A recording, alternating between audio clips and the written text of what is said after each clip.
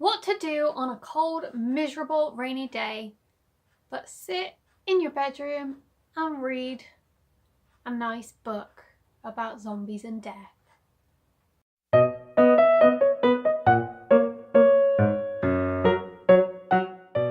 Hi friends, it's Sam and welcome back to my channel. Today I am going to be reading chapter 2 of my zombie novel. If you haven't heard chapter 1 yet, I will link it up there. I can never remember where I link it. Is that side, right? Yeah. So just to recap, last episode we met Preston, who is one of the main characters, and it was sort of a flashback sort of chapter, back to when he was 19 and the zombie outbreak began. This next chapter will be set in the present, and you're about to meet the other 3 members of the Furious 4. So, without further ado, this chapter is called An Empty Zone, and I hope you enjoy it. There are 22 cars in the car park, all dipped in gold from the early morning sun. Gabriel opens his notebook and jots this down. It's a record amount of cars he's seen in one place. He peers into each frosty window as he approaches the supermarket, careful not to slip on the leaves underfoot. Autumn is Gabriel's least favourite season. If slipping and breaking your ankle on wet foliage isn't bad enough, the cold starts to creep in. Campfires are never a good idea unless you want to get caught. Daylight fades faster and food supplies diminish. If you can't find a decent coat to wear, you're screwed for winter, because no one goes out for supplies in winter. Yes, Gabriel cannot wait until spring comes back around. He trudges through the car park, stopping only to loot cars. Anyone who doesn't know him would think him an easy target out here all alone. A skinny 8-year-old boy with a long katana poking out of his backpack and no one to protect him. But Gabriel was brought up on no man's land. Despite his malnourishment, his dark skin stretches over taut muscles and he's tall for his age. He can handle himself. He tells himself this as he steps over a fallen tree branch and enters the abandoned building through smashed automatic doors. The lights are still on, but Gabriel reaches for his battered revolver anyway. He checks the barrel and counts the bullets in it before advancing. The place is newly abandoned. It's obvious from the cars in the car park, not yet rusted, and the flickering lights above. The electricity hasn't been cut off. There must have been a virus breakout somewhere, or one of them got in somehow. Either way, supermarkets are feeding grounds, so he has to be quick. A basket lies upside down in the middle of the first aisle, and Gabriel picks it up. Baskets are preferable to putting supplies straight into his bag, because if he's attacked, he doesn't want all this weight on his back. He'd rather put the basket down, kick ass, and then carry on his merry way. He's learnt a lot about these things in his short life. Silence follows him like a ghost as he creeps through the derelict aisles, scanning the shelves for food. Several times he stops and holds his breath, certain he's heard something, but no one is there. As he moves through the building, a stench grows, beckoning from the meat aisle. This is good, he knows. This will mask his scent. They tend to avoid dead smells. They like to hunt the living. Most of the shelves are picked clean, so he has to rely on the overhead signs, and finally Gabriel finds what he's looking for. Sweet corn, several tins of it.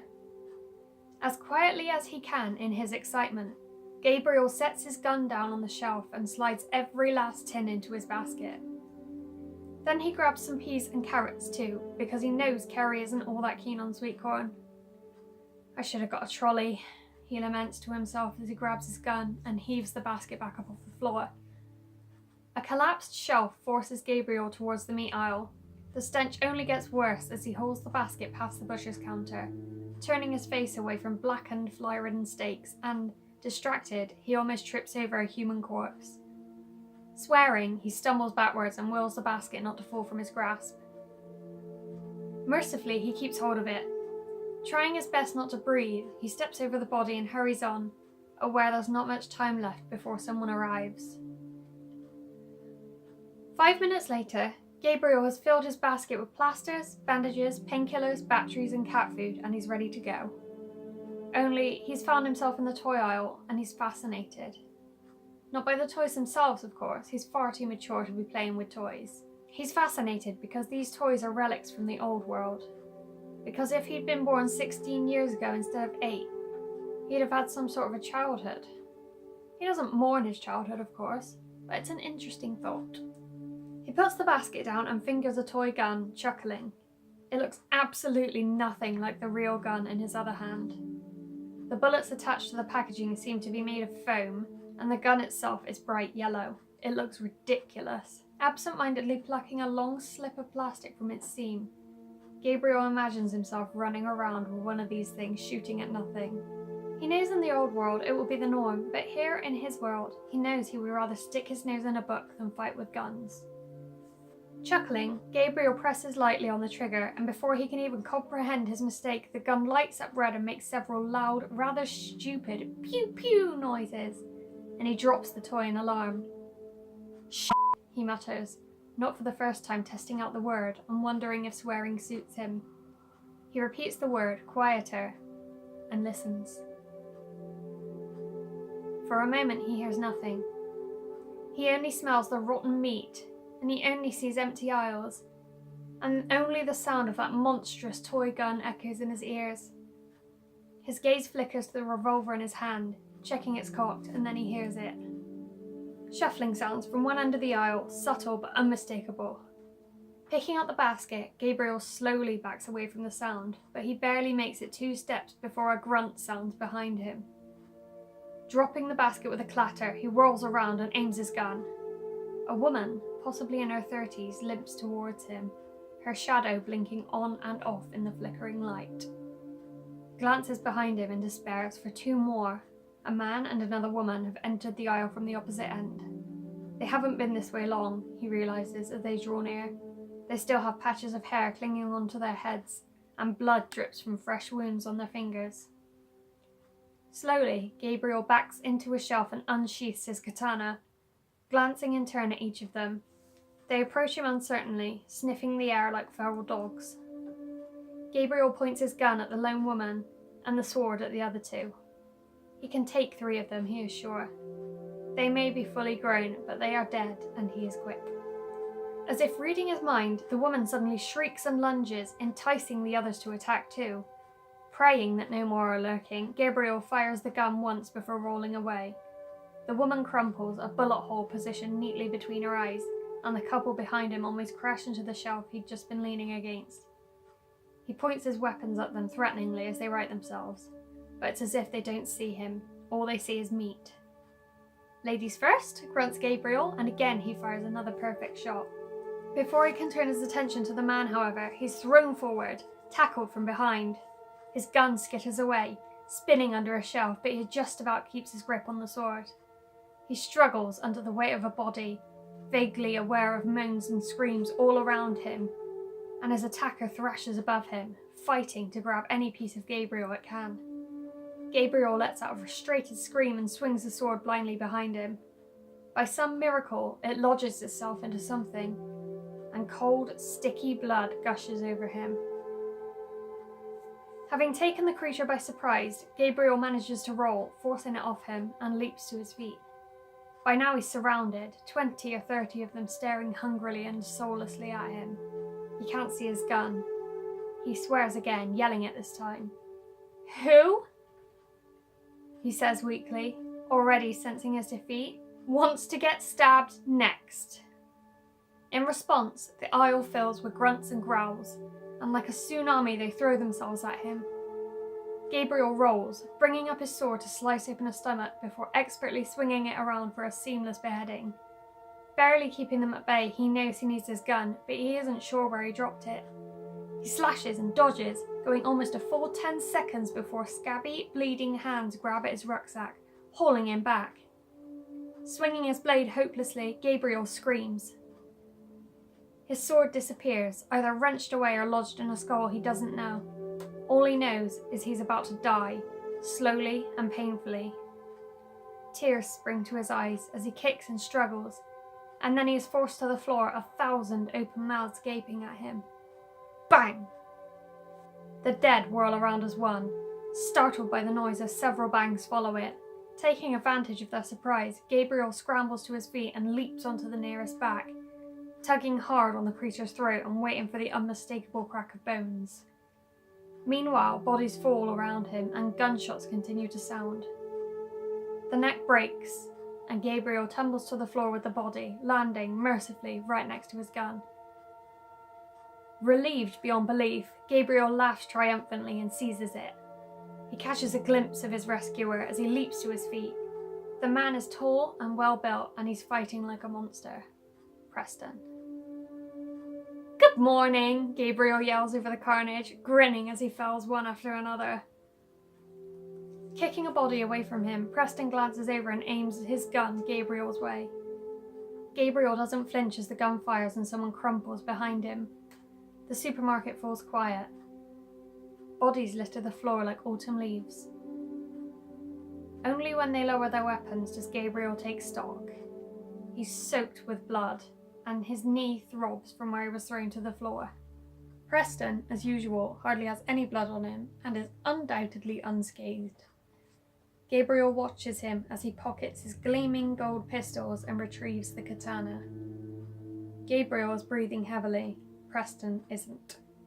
"Well, that was a riot," says Gabriel brightly, looking around for his discarded basket. "Good morning," drawls Preston, tossing the sword carelessly. "Is it not?" says Gabriel, catching the sword with his free hand. "Yeah, it's fabulous," Preston rolls his eyes. "Did you get cigarettes for me?" "I'm 8.5. Pretty sure this is no man's land now, Gabe. No one is here to ID you. You can even smoke if you want. This is the sort of thing Beth hates you for. Beth doesn't like it when you call her Beth. Beth isn't here, and I don't like it when you call me Gabe." Gabriel locates the basket and efficiently transfers most of its contents into his backpack. The rest will have to go in a carrier bag because Preston sure as hell won't carry it. Preston rests a hand on Gabriel's shoulder once he's finished. His grip is firm, bordering on painful. Gabriel knows better than to think that's accidental. "Let's grab my cigarettes and get out of here," Preston suggests, steering Gabriel towards the tobacco counter. "Got your bloody sweet corn?" Gabriel ignores the question and instead asks, "Where's the cat?" "Dunno," says Preston with a shrug. "He's around. He's probably sniffing that mouldy body." Chuckling, Preston jumps the tobacco counter with ease and slides open the cabinet. He throws a few packets of tobacco, several packs of cigarettes, and one box of cigars into his own bag. Gabriel watches him, his own bag heavy on his back. Gabriel makes his way towards the exit. Preston will catch up. The sky is bright and clear outside, the air crisp, and Gabriel's loose black curls sway in the breeze. He walks amongst the cars once more, wishing his mum would let them take one. He doesn't remember ever riding in a car, and he's sick to death of riding his bike and lugging all his belongings on his back. He suspects that has something to do with Preston being the only one able to drive. To his right, a quiet rumbling sounds, and for a second Gabriel thinks there's someone in one of the cars.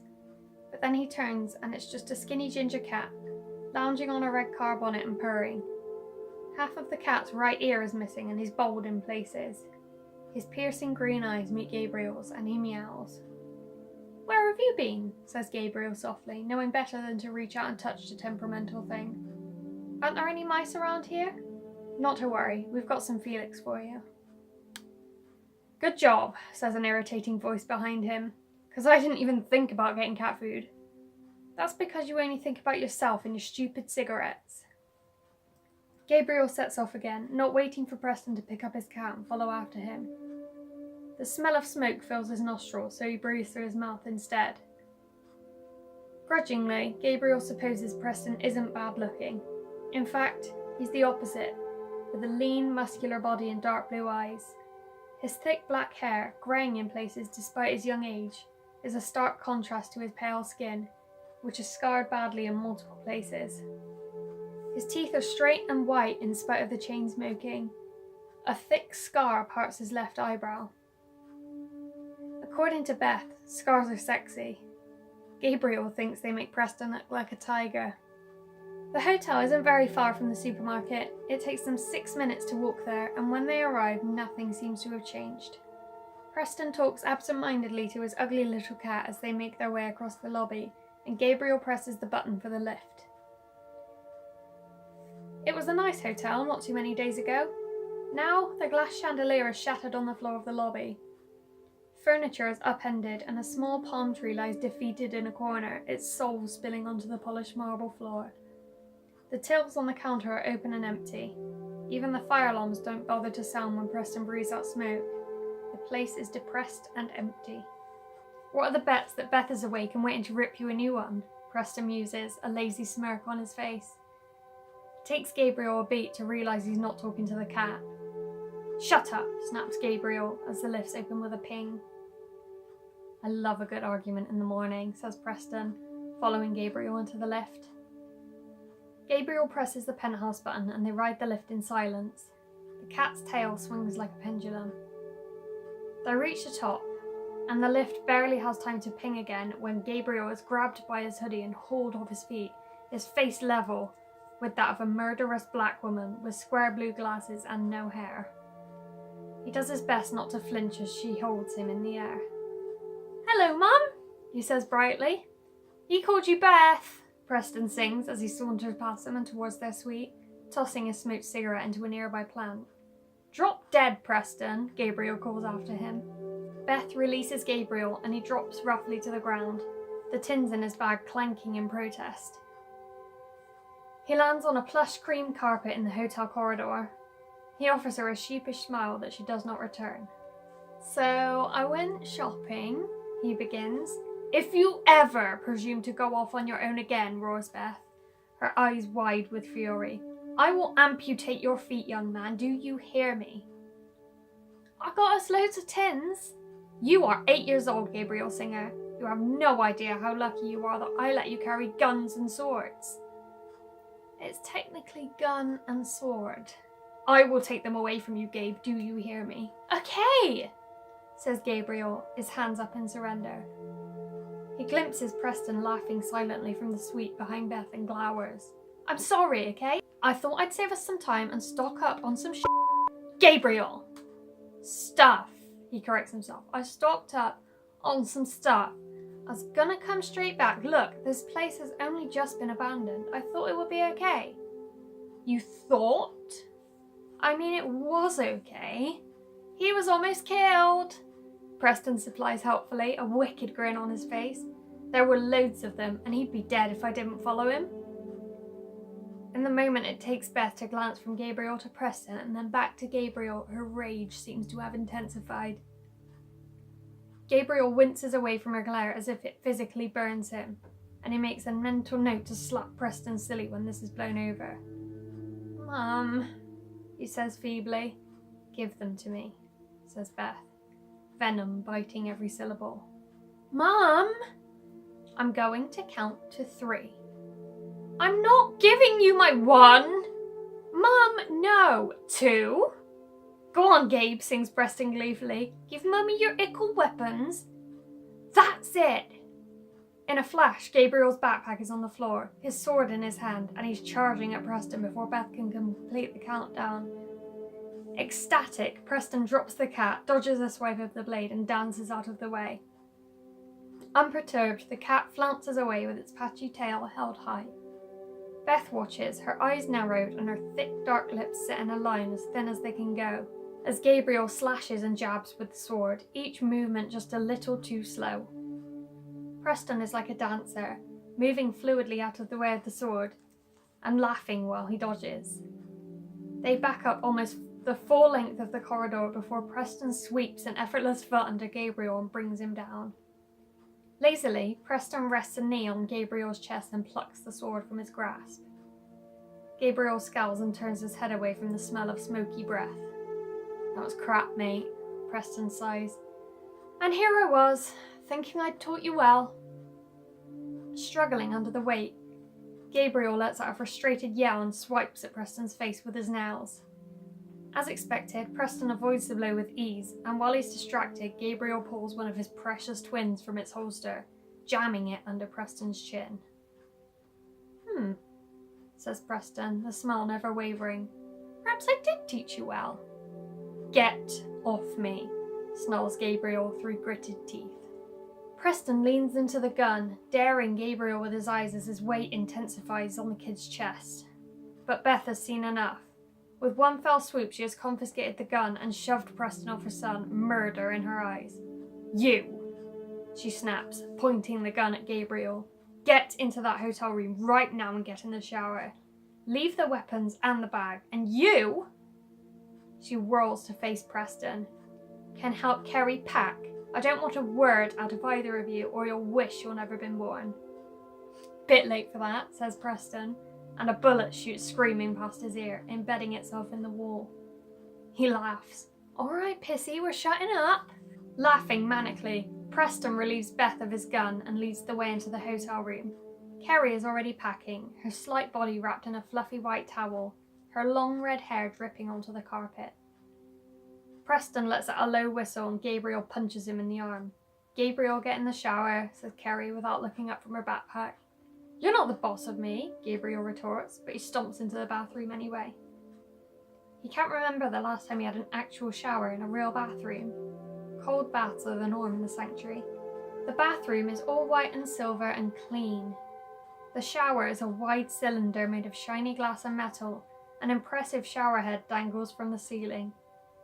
A fat, fluffy towel sits patiently on the closed toilet lid, and Gabriel resists touching it with his grubby hands. He slips out of his clothes and catches himself in the mirror. He doesn't look 8 years old, and he isn't sure he feels it. His face has a hardness to it. His eyes are too wise. There are countless times he remembers hearing Beth lamenting to Kerry that he's never had a childhood. He pictures the ridiculous plastic gun on the shelf in the supermarket. Steam starts to work his way around the room as Gabriel steps into the shower and turns it on.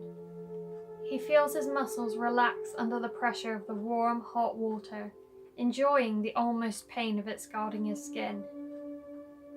He watches the water as it falls onto him, clear as crystal, and slides off his feet, now a reddish brown. Some of the blood is his.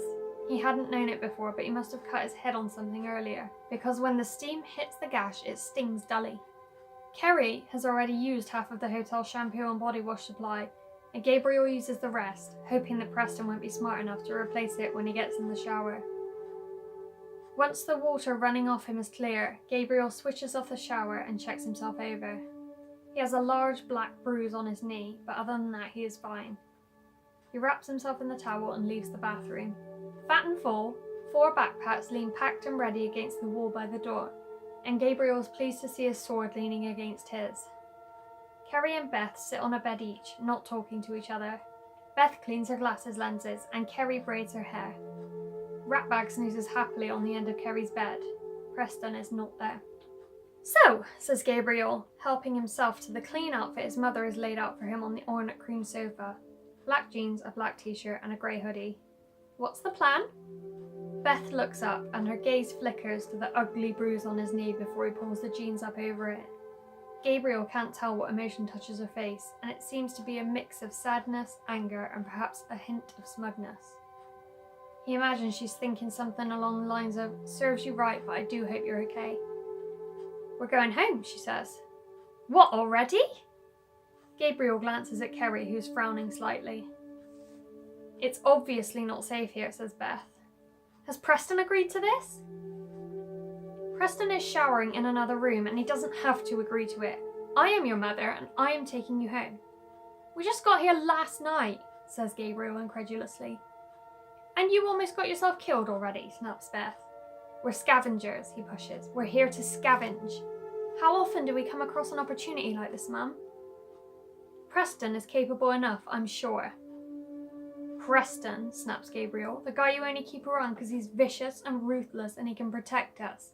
You're suggesting we part from him when he just saved my life." Beth says nothing, so he turns to Kerry. "Are you hearing this?" "Oh, I get a say now, do I?" Kerry sighs. "I thought we had an unwritten rule that I was at the bottom of the hierarchy."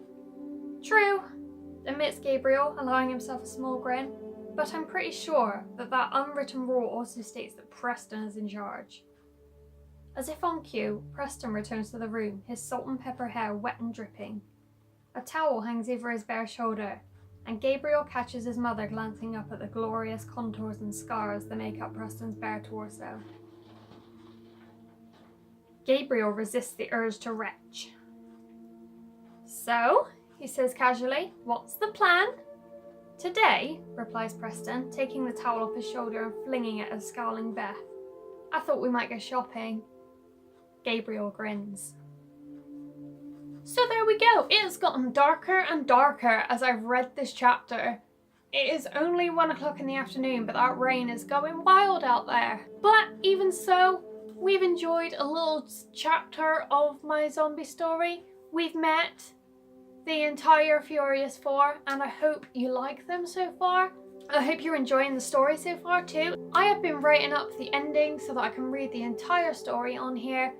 So if you're enjoying it so far, and if you want to know what happens to my Furious Four, please subscribe, and I will see you very soon with another video. Bye!